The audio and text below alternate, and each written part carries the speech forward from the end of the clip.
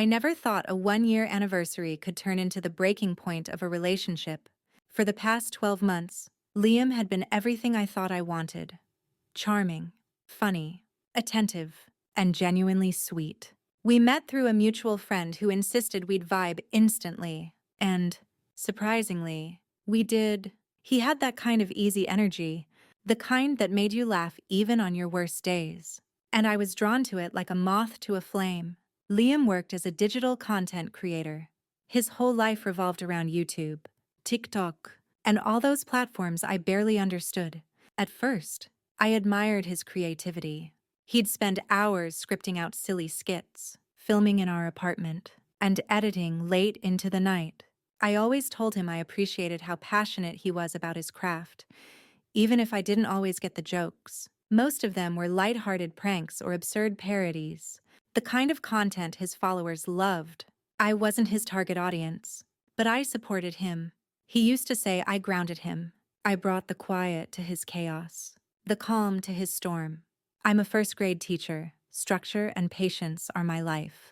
Liam said watching me work with kids inspired him to be more thoughtful. I believed him. We didn't have the most traditional relationship. Our schedules were often mismatched, and sometimes I felt more like a character in his videos than a girlfriend. He'd film small moments of our life together, our grocery runs, cooking disasters, or just me falling asleep on the couch. Always with my consent, always harmless, until it wasn't. Our anniversary was coming up, and I wanted to do something meaningful. I'd booked us a weekend getaway in the mountains. Just us. No cameras. No edits. Just quiet. When I told Liam, he smiled and said, "That sounds perfect, babe. But let me surprise you too. I've got something planned." I didn't suspect anything. That was my first mistake. The morning of our anniversary, Liam was unusually giddy. He kept checking his phone and grinning to himself, which I chalked up to excitement. He handed me a gift, a photo book he'd made of our year together. Each page had pictures, screenshots of our texts, and small handwritten notes. I teared up reading it. It felt personal, intentional, like he really saw me. "Ready for your surprise?" he asked. He guided me to the living room, where his camera setup was already rolling. "Wait, are we filming this?" I asked, half laughing, half confused. "Just trust me," he said, kissing my forehead. "It's gonna be amazing." I sat down on the couch, and that's when he handed me his phone.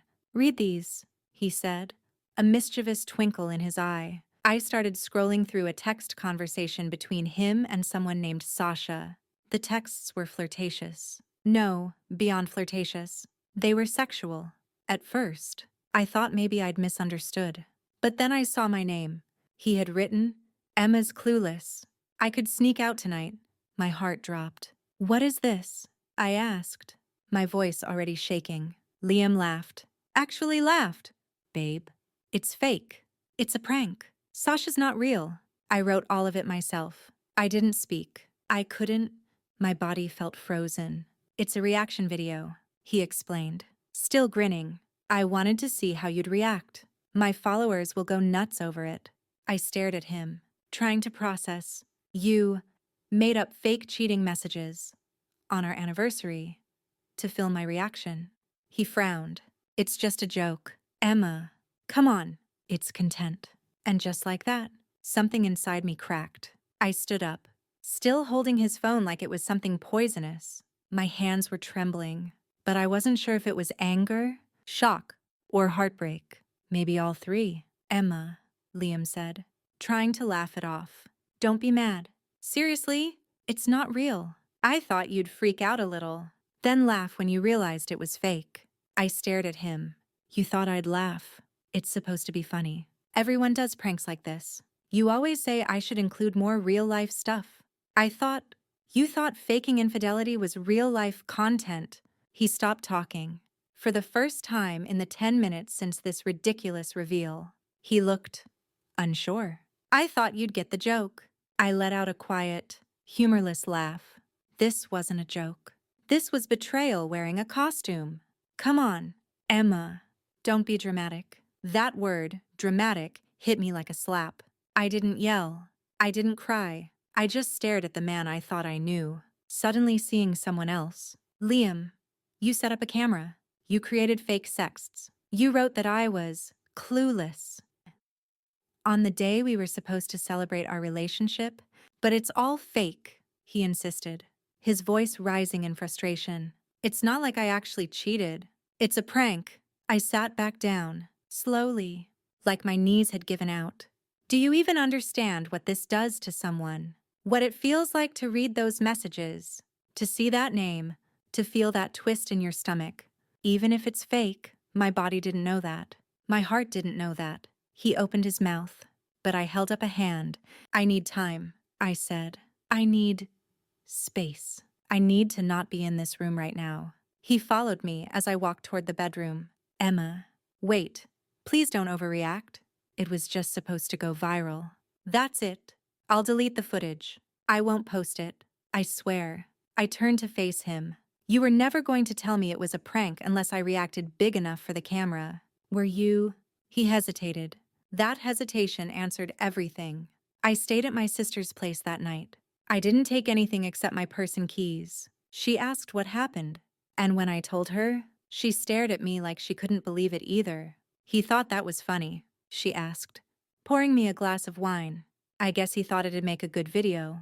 And what? He expected you to just laugh, hug him and be like, good one, baby. I don't know, I whispered. I think he doesn't see the line anymore between what's content and what's real life. I barely slept that night. My mind kept replaying the look on his face when I said I needed space. Not regret, not panic, just confusion. Like I was the one being unreasonable.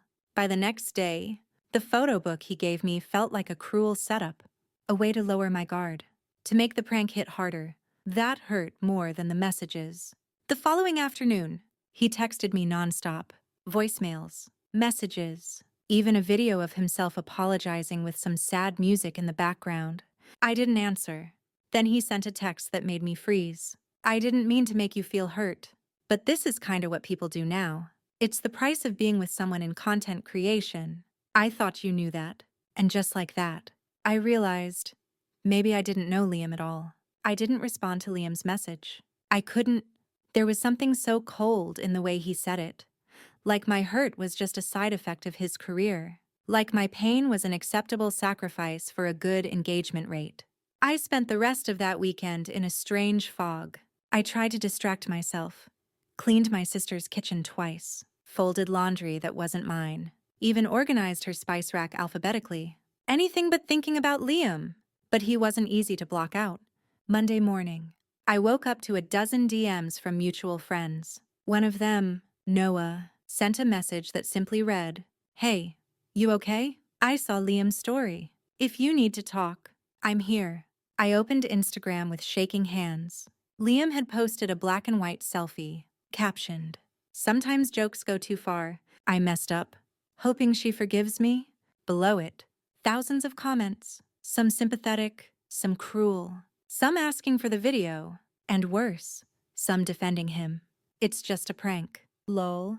Girls are so sensitive. She should have known what she signed up for. This is why dating influencers is hard. And then I realized he had made me the content again. Even in apology, he was fishing for engagement, using my silence to fuel curiosity, turning his guilt into aesthetic grief. I called him. He picked up instantly. "Emma, thank God. I've been losing my mind." "What the hell are you doing?" I snapped. "What do you mean?" "That post. You made it public. You brought strangers into this. I wanted people to know I messed up." "No," I said firmly. "You wanted validation. You wanted people to feel bad for you." He paused. "That's not fair, isn't it?" I asked. "You could have called me. You could have waited. But instead, you made a story out of your screw-up. You don't understand how it works. People expect honesty, vulnerability. People expect content. That's all this is to you now." His voice dropped. "I didn't mean to hurt you, but you did, and you keep doing it." There was a long silence between us. Then he whispered, "Are we really done?"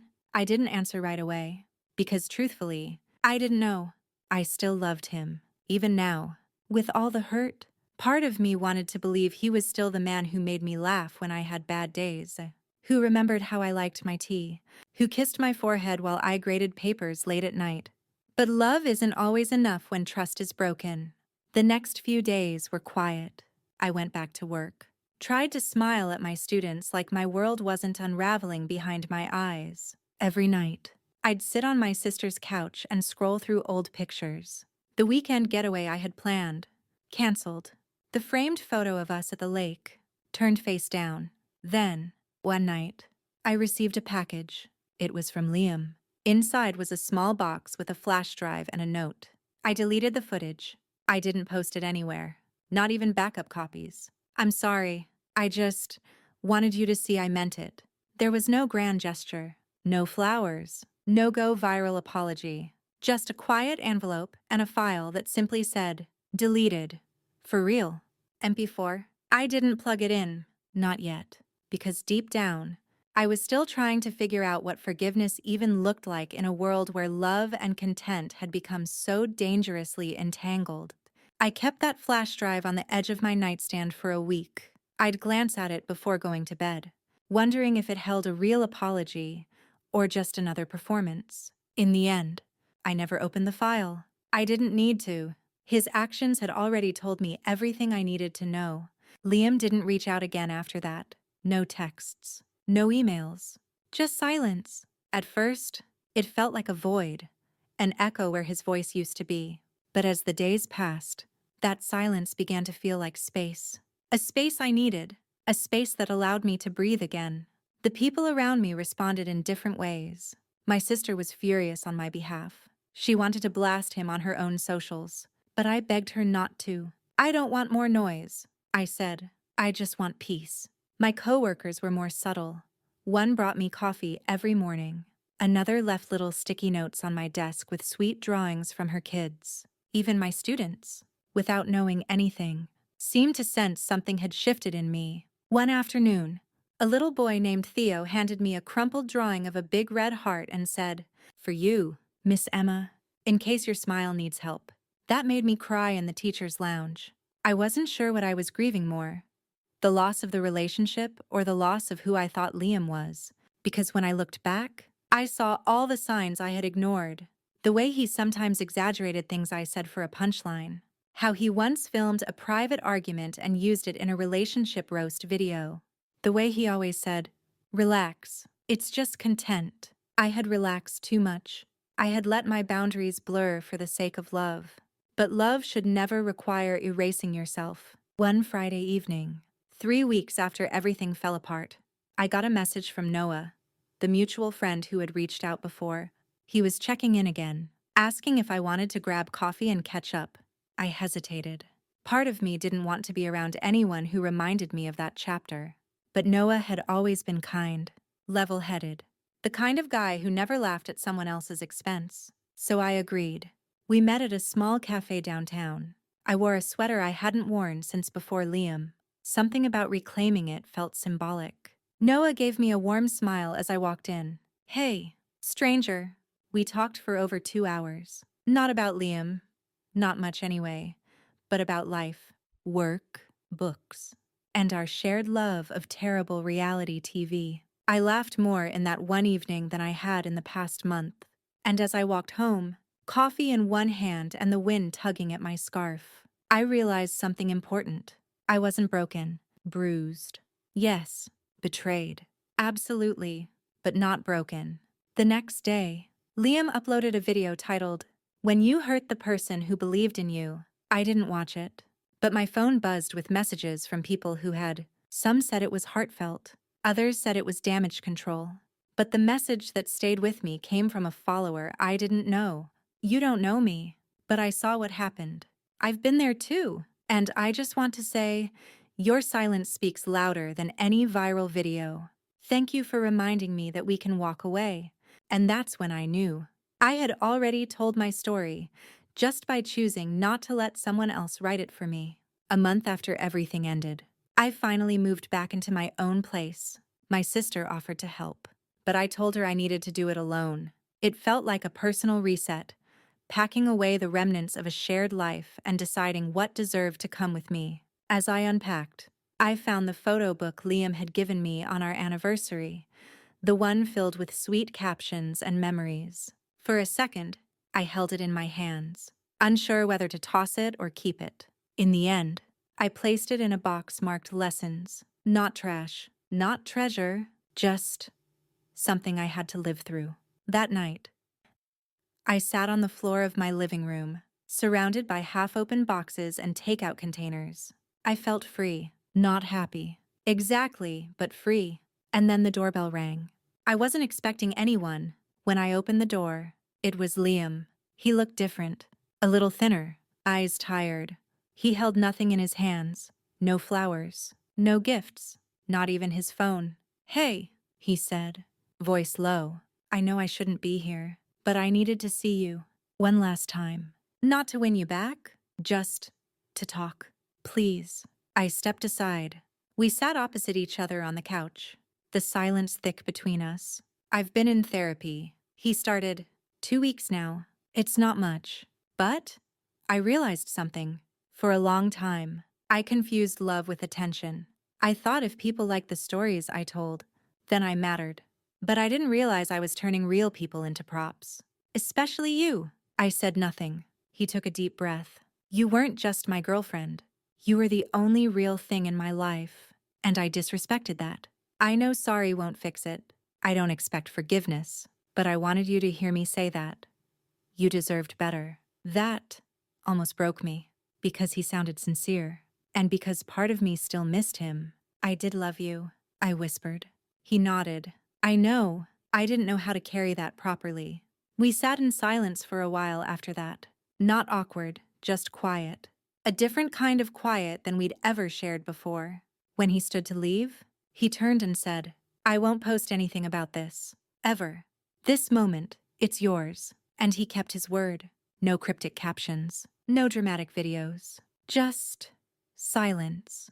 A few weeks later, I was out for a walk when I passed a couple filming a TikTok.